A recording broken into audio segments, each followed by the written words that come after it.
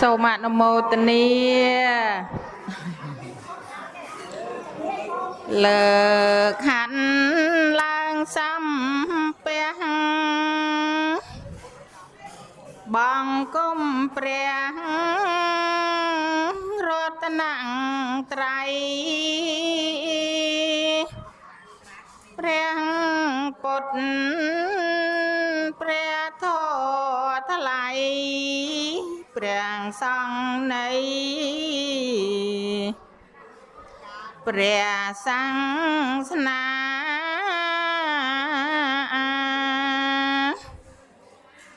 ហើយសូមវវន្តាអង្គរតនីព្រះកង្រណាសំដែ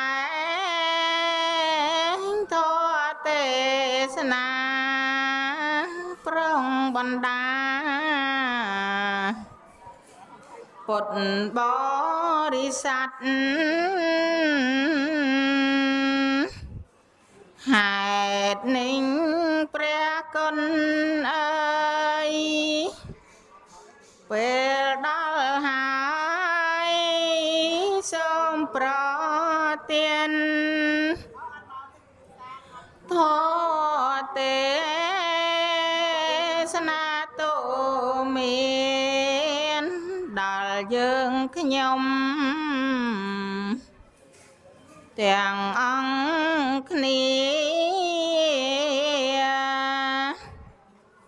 ដើម្បីជាពូជបុណ្យនិងជាគុណកើតបញ្ញាព្រមបានស្ដាប់ទេសនាព្រះកង្រណាពេលនេះសូមអនុមោទនាស្ដាប់ព្រះធម៌ទេសនាសូមអនុមោទនាស្ដាប់ព្រះធម៌ទេសនាដើម្បីបានបញ្ញានិងបានសមាធិគ្រប់គ្នាសូមអនុមោទនារិកិរិយានមាសកាថ្វាយបង្គំនៃខ្ញុំព្រះករុណាព្រះដ៏មានព្រះភាអង្គនោះព្រះអង្គជាព្រះអរហន្តដ៏ប្រសើរទ្រង់ត្រាស់ដឹងនៅញយធម៌ចំពោះព្រះអង្គអាចមានគ្រូអាចារ្យណាព្រះអង្គឡើយនមត្ថរតនតយសៈវន្តាមិទូលព្រះបង្គំខ្ញុំព្រះអង្គម្ចាស់សូមកំបងអញ្ជលីនមស្ការក្រាបថ្វាយបង្គំចំពោះព្រះជន្ម3នៃព្រះត្រៃរតន៍ដោយសេចក្តីគោរពសិការៈជ្រះថ្លាដែលយ៉ាងក្រៃលែងសូមនមស្ការក្រាបថ្វាយបង្គំចំពោះព្រះអង្គគ្រូជាព្រះបិតាសង្ឃដោយសេចក្តីគោរពសិការៈជ្រះថ្លាសូមនមស្ការចំពោះព្រះកណាលោកម្ចាស់គ្រប់ព្រះអង្គដោយសេចក្តីជ្រះថ្លាចម្រើនពរញោមញាតពុទ្ធបរិស័ទលោកអ្នកសប្បុរសប្រុសស្រីលោកយាយលោកតាអ្នកសប្បុរសទាំងអស់ដែលបានអញ្ជើញចូលមកបំពេញបុណ្យកុសលនៅក្នុងឱកាសពេលនេះថ្ងៃសុក្រ15កើតខ្នើតខែស្រាបឆ្នាំមមីអដ្ឋស័ក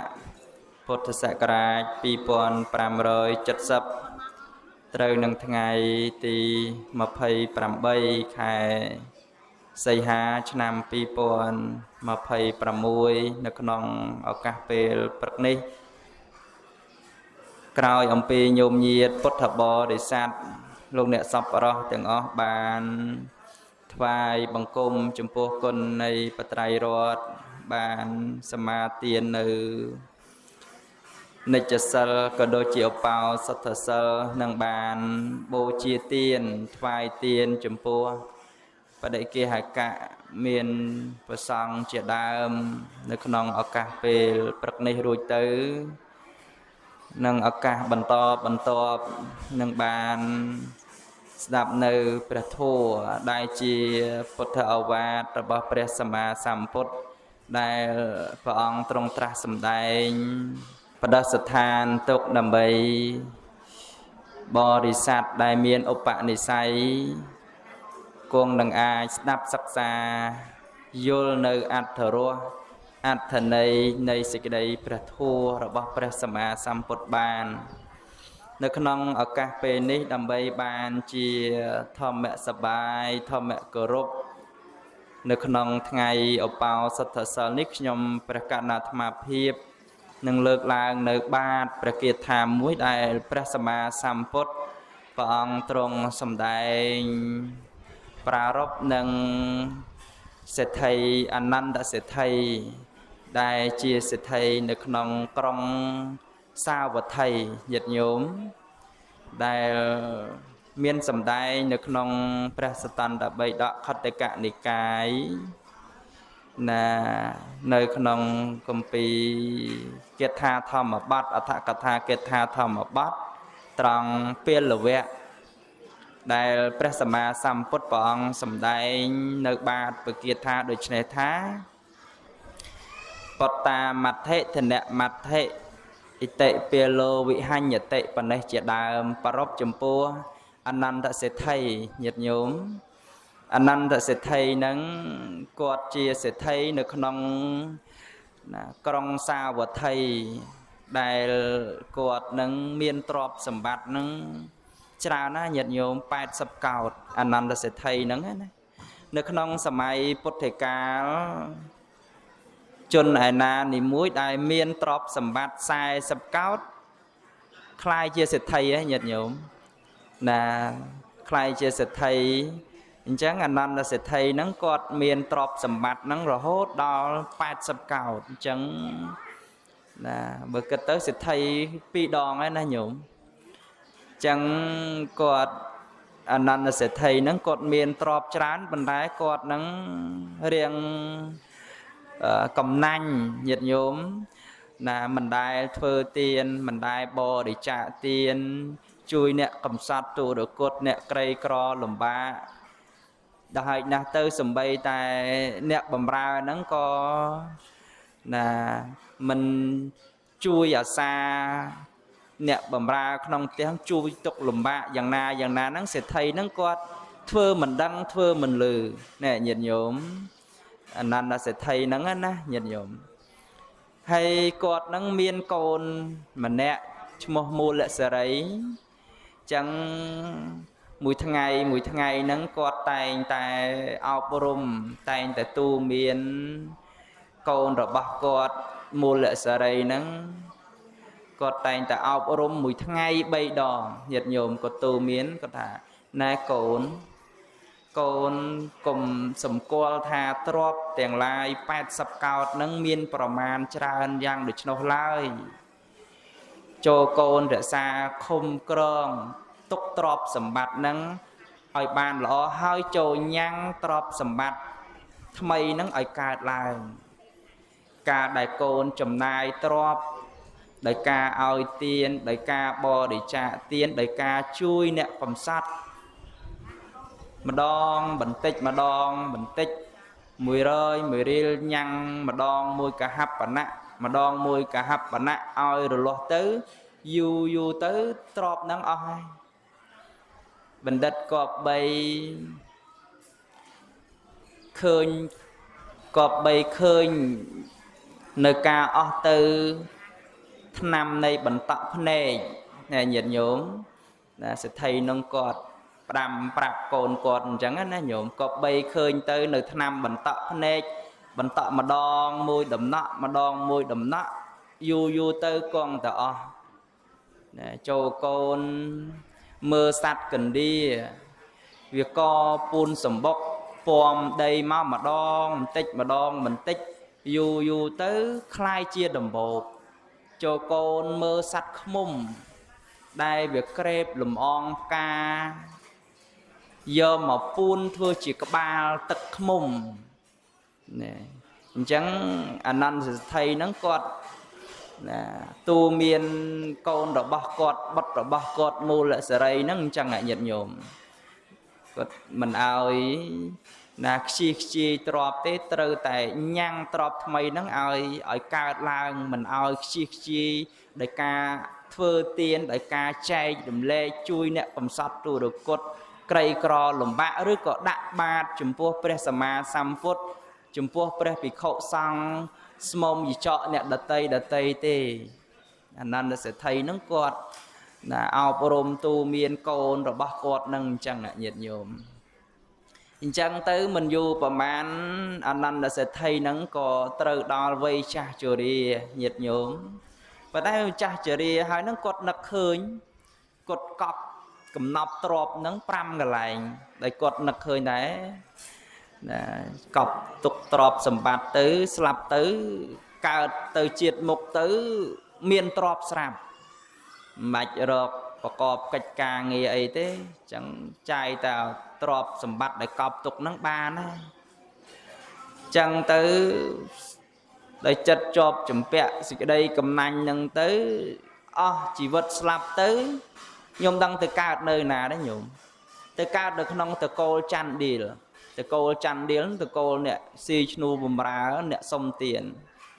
ញាតិញោមពុទ្ធបរិស័ទធ្លាប់ស្ដាប់ដឹងហើយទៅកើតនៅក្នុងតកូលច័ន្ទឌីលដោយខ្វះបុណ្យកុសលណាញោមអញ្ចឹងទៅកើតទៅក្នុងតកូលច័ន្ទឌីលគ្រាន់តែអនន្តសេដ្ឋីនឹងចុះចាប់បដិសន្ធិនៅក្នុងគួររបស់ម្ដាយកាលណាតកូលនៅក្នុងច័ន្ទឌីល1000ត្រកូលញាតិញោម1000ត្រកូលហ្នឹងគ្រាន់តែចុះចាប់បដិសន្ធិធ្វើឲ្យតកូល1000ហ្នឹងអត់អាចប្រកបកិច្ចការងារបានទេញោមទៅសុំទានគេមិនអោយទៅសុំគេធ្វើកិច្ចការងារមិនបានទ្របបានតែត្រឹមអាហារ3ពេលញ៉ាំងជីវិតញ៉ាំងជីវតិន្ទ្រីឲ្យប្រព្រឹត្តទៅដល់ទៅពេលអញ្ចឹងយូរទៅជំនុំគ្នា1000តកូលណាកាលពីមុនដូចជាមិនអីទេទៅធ្វើកិច្ចការងារអីចេះតែបានសល់ទ្របមកខ្លះឬបើទៅសុំគេទៅបានទ្របនឹងមកខ្លះតែឥឡូវហ្នឹងវាមិនអញ្ចឹងក៏នឹកឃើញប្រហែលជាមានមនុស្សកាលកណីនៅក្នុងក្រុមមនុស្សរបស់យើងនឹងហើយអញ្ចឹងទៅក៏បែងចែកមនុស្សជា2ក្រុមញោមបែងចែកមនុស្សជា2ក្រុមអញ្ចឹងទៅក៏មកក្រុមខាងគេដែលអត់មានអបតកសិទ្ធិអានន្តសិទ្ធិដែលចាប់បដិសន្ធិជាមួយម្ដាយហ្នឹងមកក្រុមគេអត់ហ្នឹងគេប្រកបកិច្ចការងារធ្វើស៊ីឈ្នួលគេបានប្រាក់កម្រៃមកខ្លះហើយដល់មកក្រុមដែលមានម្ដាយអនន្តសិទ្ធិនៅជាមួយនេះអត់បបែករហូតទាល់តែគេរកឃើញនេះញោមណាម្ដាយអនន្តសិទ្ធិបច្ចុប្បន្ននៅជាតិហ្នឹងមួយថ្ងៃហ្នឹងសឹងថាអត់មានអាហារបរិភោគទេញោមណាអញ្ចឹងទៅដល់ពេលដែលបុតនឹងប្រសូតមកកាលណាម្ដាយហ្នឹងញាតិញោមថ្ងៃណាដែល3កូនទៅសុំគេធ្វើការឬក៏ទៅសុំទានគេអត់បានបាយហូបពិសាទេអញ្ចឹងថ្ងៃខ្លះក៏ទុកកូនចោលទៅសុំគេបានមកហូបពិសាទៅសុំបានហើយចាំមកមើលកូនវិញណាញោមអញ្ចឹងវាថាមិនអញ្ចឹងថាខ្វះបុណ្យកុសលហ្នឹងកើតមកនាំ